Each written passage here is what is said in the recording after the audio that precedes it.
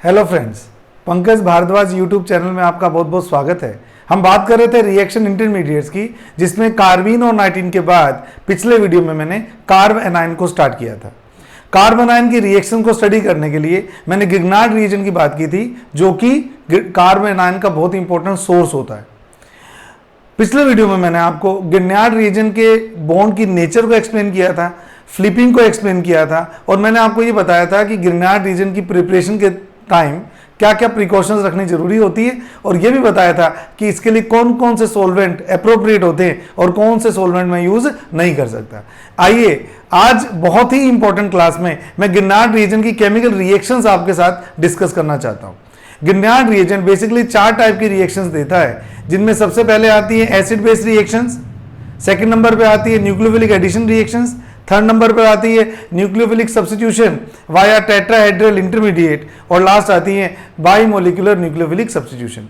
आइए एक एक करके इन चारों रिएक्शंस की बात करते हैं। सबसे पहले मैं बात करता हूं सबसे फास्ट रिएक्शन की, that is acid base reaction, जिसको मैंने ABR से इंडिकेट किया है।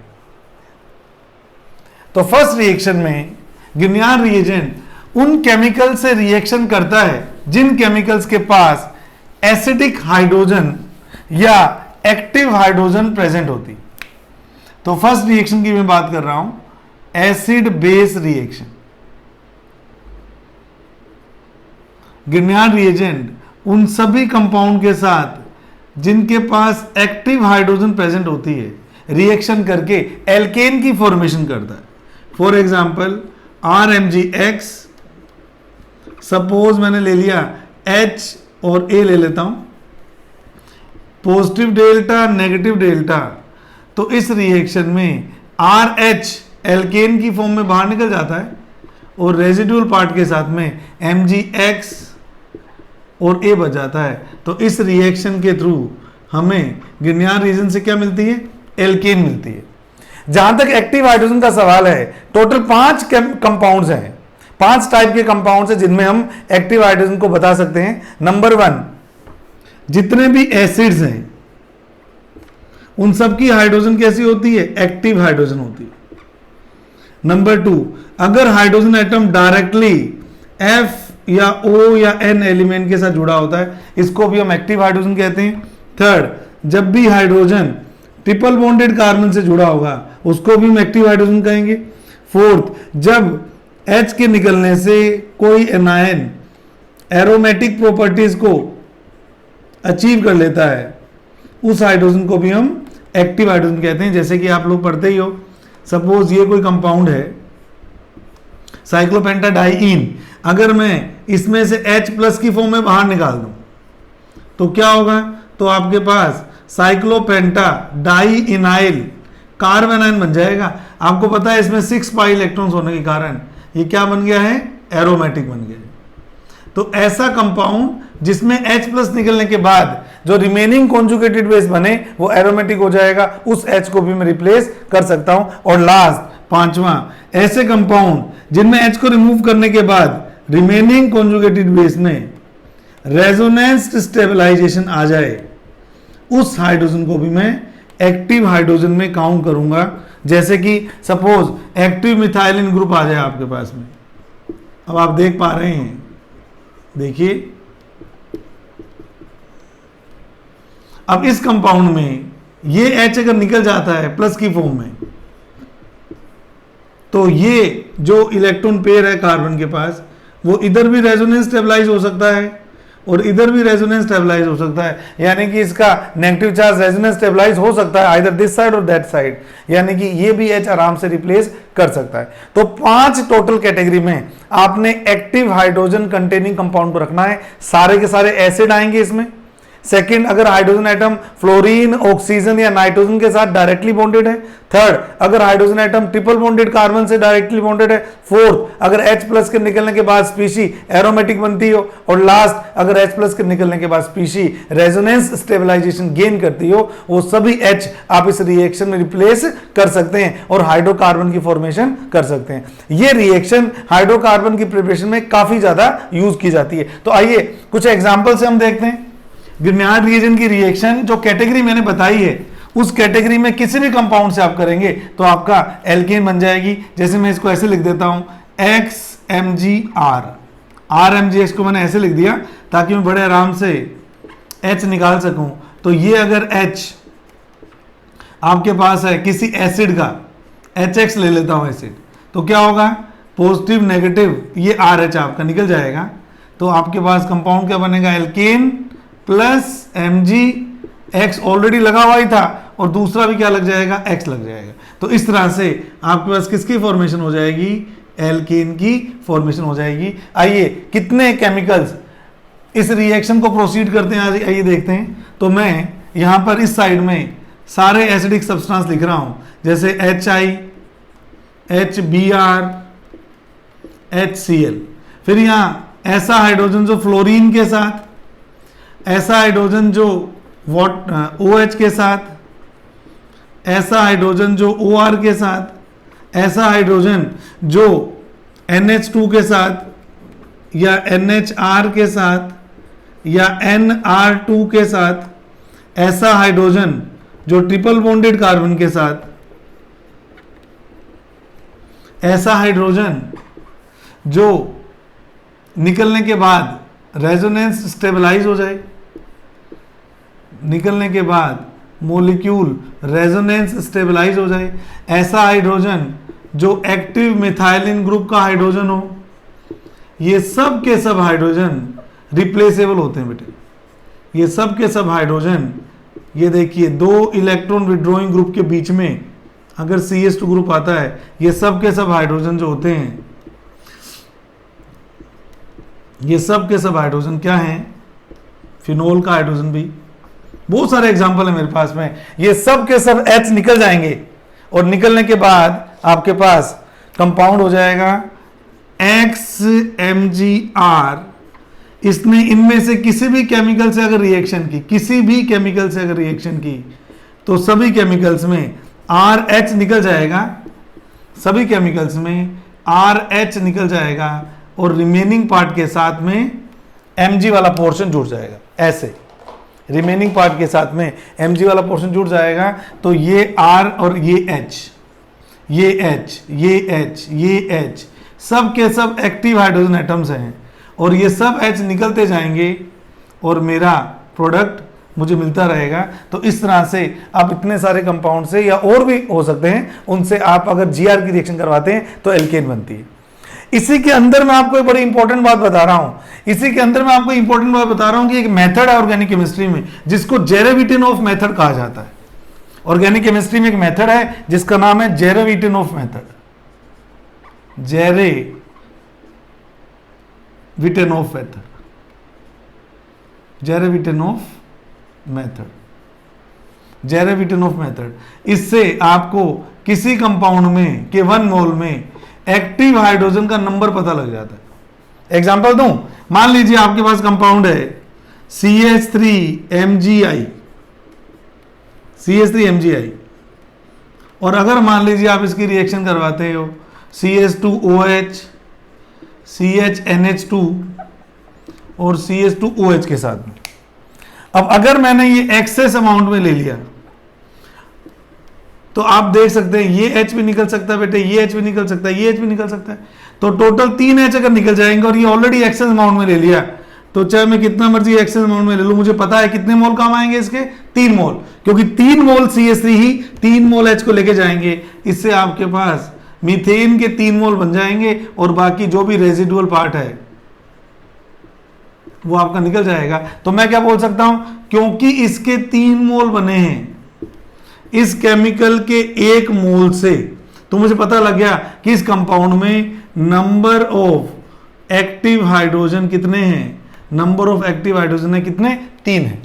तो इस तरह से मैं किसी भी केमिकल में बड़े आराम से नंबर ऑफ एक्टिव हाइड्रोजन निकाल सकता हूं। आप ये मत सोचो कि आपको तो दिखे रहे हैं 3 ही थे, ये मान लो अननोन कंपाउंड है, ऐसे कर लो। चलो इसी कंपाउंड की स्ट्रक्चर मुझे नहीं पता होती, अगर सपोज CH3MgI, अगर मैं किसी X कंपाउंड से इसकी रिएक्शन करवाता और मुझे मीथेन जो बनती उसके मोल मुझे बता देता कितने मोल मीथेन है, तो मैं इतना तो बता ही सकता हूं ना क्या, कि इस कंपाउंड में कितने H हैं रिप्लेसेबल, 3 एक्टिव H हैं। तो इस मेथड को हम बोलते हैं जेरेविटेनोव मेथड। इसमें बनने वाली मीथेन के ग्राम को नोट कर लिया जाता है, उससे उसके मोल निकाल लिए जाते हैं और देखा जाता है कि हमने उस केमिकल के कितने मोल लिए थे। उस केमिकल के जितने भी मोल लिए थे उससे उतने गुना ज्यादा मोल बनेंगे CH4 के जितने उसमें एक्टिव हाइड्रोजन थे। जैसे मान लीजिए आपने इसका X मोल लिया, X नहीं, मान लीजिए आपने इसका P मोल लिया और इसके जो मोल आ रहे हैं वो 2P आ रहे हैं अगर, तो यानी कि कितने एक्टिव हाइड्रोजन है इसमें, 2 है। 3P आ रहे हैं तो 3 है, 4P आ रहे हैं तो 4 है। इस तरह से जेरेविटेनोव मेथड से मैं किसी भी कंपाउंड में नंबर ऑफ एक्टिव हाइड्रोजन बड़े आराम से निकाल सकता हूं। तो इतनी चीज आपने इसकी एसिड बेस रिएक्शन के बारे में देखनी है। जहां तक एल्काइल ग्रुप की बेसिक नेचर का सवाल है, मैं आपको बोल चुका हूं कि रिएक्शन कंपैरेटिवली फास्टर होती है। मैं दोबारा लिख देता हूं, RMgX plus HOH gives RH plus MgX और OH। अब इस रिएक्शन से मैं 2 चीजें बताऊंगा आपको। एक तो मैं आपको यह बताऊंगा कि मैं आपको लास्ट लेक्चर में बोल रहा था कि गिरनार रीजन को स्टोर करने के लिए वाटर यूज नहीं कर सकते। उसका रीजन ये है, अगर आप वाटर यूज कर लोगे इसके साथ में तो वाटर के एक्टिव हाइड्रोजन के साथ में RH बनाकर एल्केन को रिलीज कर देगा, गिरनार रीजन एक तरह से डिकम्पोज हो जाएगा। इसलिए हम वाटर एज ए सॉल्वेंट इसमें नहीं लेते, पहली बात। दूसरी इंपॉर्टेंट बात इसमें यह है कि ये जो रिएक्शन है कंपैरेटिवली फास्टर है। ये जो इक्विलिब्रियम है ये एक तरह से फास्ट इक्विलिब्रियम में काउंट होता है। अब ये क्यों फास्ट है? क्योंकि R नेगेटिव एक बहुत ही अच्छा बेस होता है बच्चों। R नेगेटिव एक बहुत अच्छा बेस होता है। इसको थोड़ा सा हम थर्मोडायनेमिक्स के हेल्प से सीखते हैं। आप लोग जानते हो कि मीथेन बहुत ही बेकार एसिड होता है। It is very very weak acid. आप मीथेन को एसिड वर्ड यूज करते ही नहीं हो। क्यों? क्योंकि इसके पीके की वैल्यू 50 होती। एसिडिक एसिड से कंपेयर करना, वाटर से भी कंपेयर कर लो, एसिडिक एसिड का पीके होता है लगभग 4.74 के आसपास एसिडिक एसिड का, और ये पीके कितना है 50।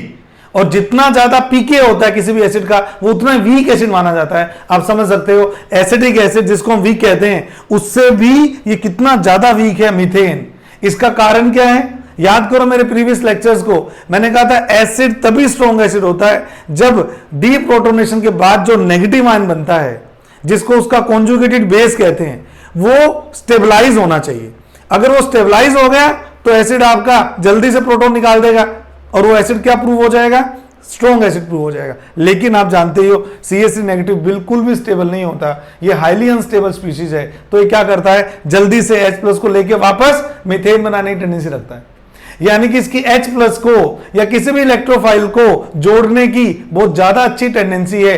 इस कारण से CH3 नेगेटिव कह दो, चाहे C2H5 नेगेटिव कह दो, चाहे R नेगेटिव कह दो, ये दोनों के दोनों, ये तीनों बहुत अच्छे बेस भी हैं क्योंकि H+ से बहुत जल्दी जुड़ेंगे, और बहुत अच्छे न्यूक्लियोफाइल भी हैं क्योंकि इलेक्ट्रोफाइल से भी बहुत स्ट्रॉन्ग बॉन्ड बनाते हैं। ऑर्गेनिक केमिस्ट्री में अगर कोई मुझे कहेगा कि स्ट्रॉन्गेस्ट बेसिस की एक सीरीज तैयार करो तो उसके अंदर R नेगेटिव का स्थान, उसकी पोजीशन बहुत ऊपर आएगी क्योंकि ये हाईली बेसिक होता है। तो याद रखना गिरनार रीजन से जो बनता है आपका R नेगेटिव, ये बहुत ही अच्छा तो हाई बेसिक कैरेक्टर भी है इसके, और इसकी न्यूक्लियोफिलिसिटी भी क्या होती है? बहुत ज्यादा होती है। न्यूक्लियोफिलिसिटी का मतलब कि ये इलेक्ट्रोफाइल से कितनी फास्ट रिएक्शन करेगा।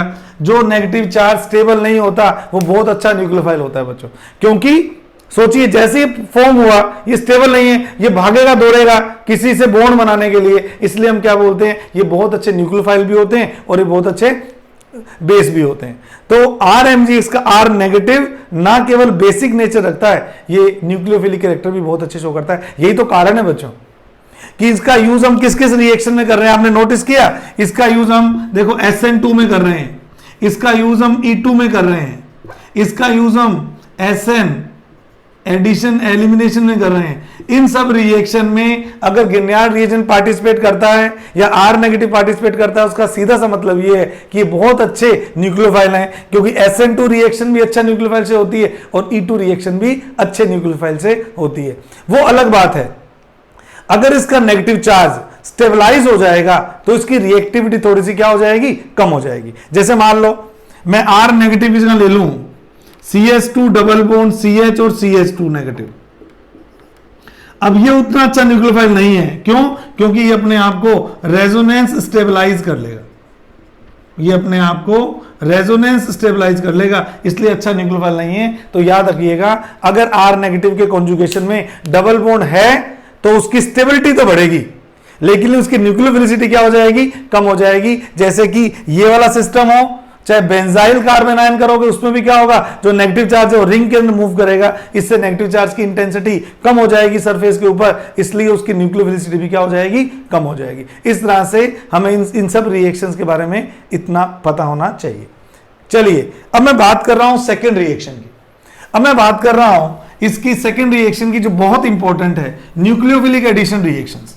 फिर मैं आपको जब चारों रिएक्शंस कंप्लीट हो जाएंगी तो मैं ग्रिग्नार रिएजेंट का चारों रिएक्शन के टुवर्ड्स का ऑर्डर है वो भी बताऊंगा कि सबसे फास्ट कौन सी है, सेकंड नंबर पे कौन सी है, थर्ड पे कौन सी है और फोर्थ पे कौन सी है। आइए सेकंड नंबर रिएक्शन शुरू करते हैं। इसकी सेकंड नंबर रिएक्शन इसकी बहुत इंपॉर्टेंट है, nucleophilic addition. The reaction is nucleophilic addition reaction.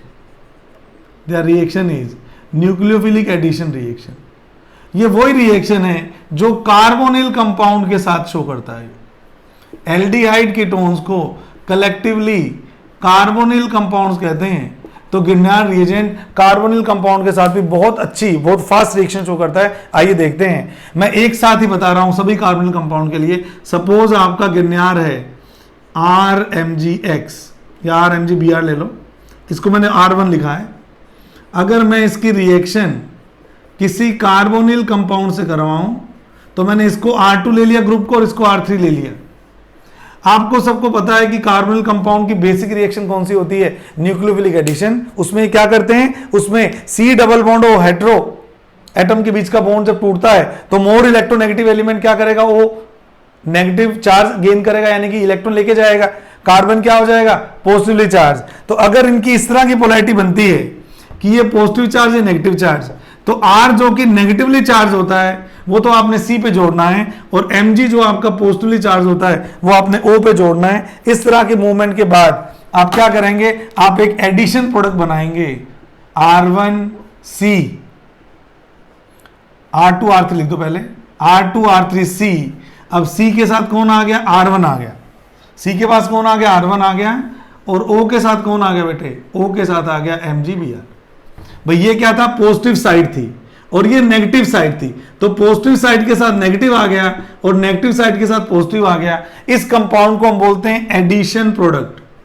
हालांकि अभी हमने कार्बोनिल कंपाउंड पढ़े नहीं है, हम पढ़ेंगे कुछ दिनों के बाद में। ऐसी रिएक्शन से बनने वाले प्राइमरी प्रोडक्ट को एडिशन प्रोडक्ट या अडक्ट कहा जाता है बच्चों। उसके बाद हम क्या करते हैं? उसके बाद हम इसका हाइड्रोलाइसिस कर देते हैं। हाइड्रोलाइसिस हमेशा सबसे ज्यादा पोलर बॉन्ड का होता है। हाइड्रोलाइसिस सबसे ज्यादा पोलर बॉन्ड का होता है, तो O के साथ तो आता है H और Mg के साथ आता है OH। तो ये कंपाउंड क्या बनेगा? R1 R2 R3 COH। R2 C R3 C R1 OH, और रेजिडुअल की फॉर्म में MgBr तो लगा हुआ ही था, MgBrOH आपका बाहर निकल जाता है, तो ये एल्कोहल की फॉर्मेशन हो जाती है। आप तो बस इतना सा याद रखो कि when Grignard reagent is reacted with carbonyl compounds then it will form alcohols. पहली बात तो अब कौन सा एल्कोहल बनेगा ये इस बात पे डिपेंड करेगा कि आपने कार्बोनिल कंपाउंड कौन सा लिया होगा। एक एक करके बात करते हैं। अगर आप कार्बोनिल कंपाउंड लेते हो, अगर आप कार्बोनिल कंपाउंड लेते हो फॉर्मल्डिहाइड, अगर आप कार्बोनिल कंपाउंड लेते हो फॉर्मल्डिहाइड, उसमें यहां पे भी H होगा बेटे और यहां पे भी H होगा, तो यहां पे भी H आएगा, यहां पे भी H आएगा, यहां पे भी H आएगा, यहां पे भी H आएगा। क्या प्राइमरी अल्कोहल नहीं बन जाएगा? R1CH2OH, तो कौन सा अल्कोहल बन जाएगा? Primary alcohol. तो हम क्या लिखेंगे कि अगर फॉर्मल्डिहाइड लेते हो आप, अगर आप लेते हो फॉर्मल्डिहाइड, तो इस रिएक्शन के बाद में क्या बन जाएगा? RCH2OH, और बेटर है कि मैं R1 लिखूं। तो आपको याद भी रखना है कि फॉर्मल्डिहाइड लेने पर 1 डिग्री अल्कोहल। सेकंड, अगर आप हायर एल्डिहाइड लेते हो, एसिटाल्डिहाइड लेते हो,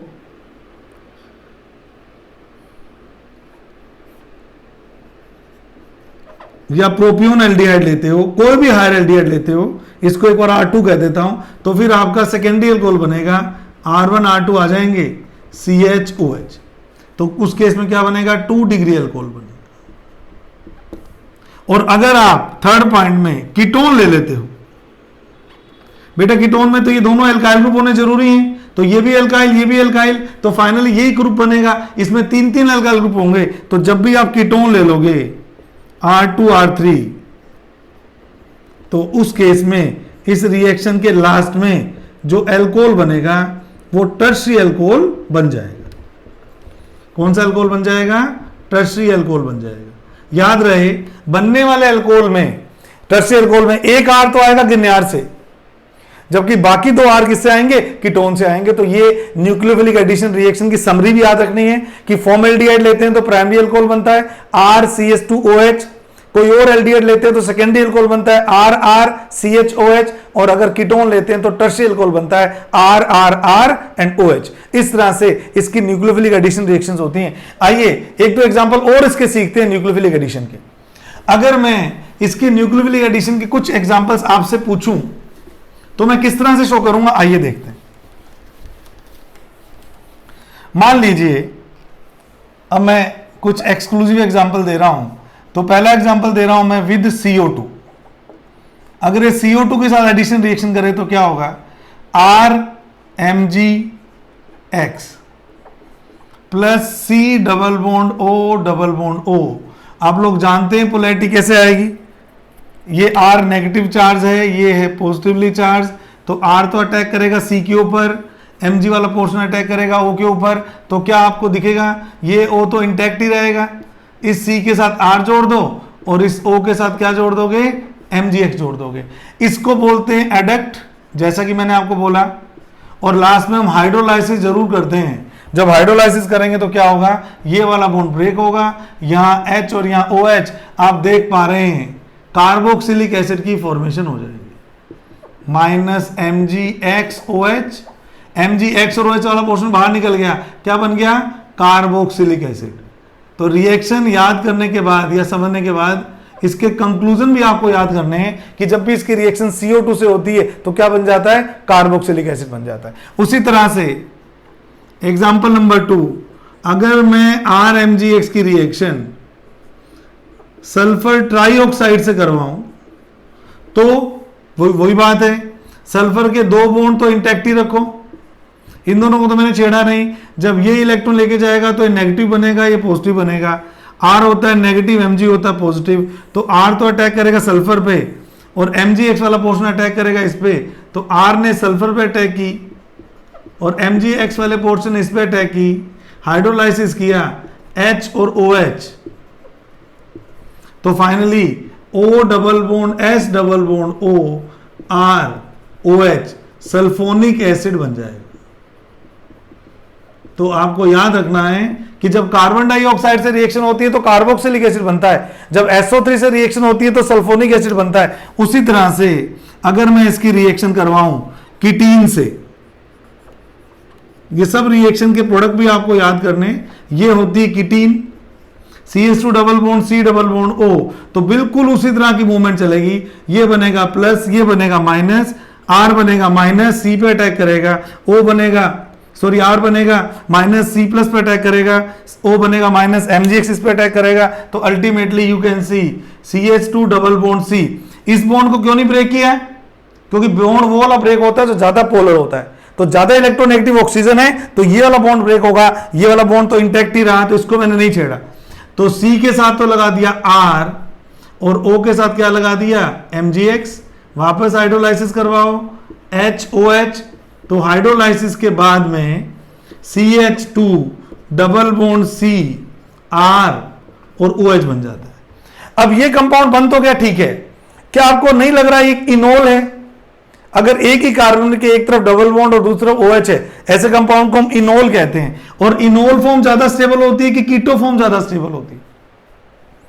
कीटो फॉर्म ज्यादा स्टेबल होती है, क्योंकि इसमें C डबल बॉन्ड O बनता है जो कि बहुत स्ट्रॉन्ग बॉन्ड है। तो क्या होता है, कीटो इनोल आइसोमरिज्म में थोड़ा बहुत अगर आपको याद हो, 1 नंबर से S तो मूव करता है 3 नंबर एटम के ऊपर, 1 2 3, 1 से 3 मूव करता है, और डबल बॉन्ड 1 to 2 मूव करता है, तो डबल बॉन्ड तो 1 और 2 के बीच मूव कर जाएगा, और H 1 और 3 के बीच मूव कर जाएगा। और अगर ऐसा होगा तो ये बन जाएगा CH3Cr और ये बन जाएगा डबल बॉन्ड O, यानी कि इस रिएक्शन में हाइड्रोलाइसिस के बाद जो प्रोडक्ट बनेगा वो क्या बनेगा? कीटोन। तो मैं बच्चों को ऐसे बोलता हूं, तुम याद रखो कीटीन से कीटोन, कितना आसान है याद करना। अगर मैं कीटीन लेता हूं तो इससे कौन सा एडिशन प्रोडक्ट बनेगा? कीटोन बनेगा। तो ये तीसरी रिएक्शन भी आपको याद करनी है। इसी तरह से मैं फोर्थ एग्जांपल ले रहा हूं, और फोर्थ एग्जांपल में इसकी रिएक्शन में कर रहा हूं एल्काइल आइसोसाइनेट से। मैं इसकी रिएक्शन कर रहा हूं एल्काइल आइसोसाइनेट से। आइए देखते हैं। फोर्थ एग्जांपल एल्काइल आइसोसाइनेट से इसकी रिएक्शन कर रहा हूं, एल्काइल आइसोसाइनेट से इसकी रिएक्शन कर रहा हूं। तो आप देख पा रहे हैं RMgX plus RN double bond C double bond O। तो वही बात है, इन दोनों से ज्यादा पोलैरिटी इसकी आएगी तो ये बॉन्ड ब्रेक होगा। अगर ये बॉन्ड ब्रेक होगा तो R minus Mg plus R तो कार्बन पे अटैक करेगा और Mg ऑक्सीजन पे अटैक करेगा, तो RN डबल बॉन्ड C, इसको तो तोड़ना नहीं, C के साथ इस R को डिफरेंट करने के लिए इसको R डैश कर दो, तो R आ गया गिन्यार से, O के साथ क्या आ गया? O के साथ आ गया MgX। और इसके बाद में जब आप हाइड्रोलाइसिस करेंगे ये H और ये OH, तो R dash N double bond C R और OH बन जाएगा, और माइनस MgX और OH बाहर निकल जाएगा। फिर वही बात हो गई, इसके अंदर भी टोटोमर बन सकता है। देखिए डबल बॉन्ड भी है और OH भी है।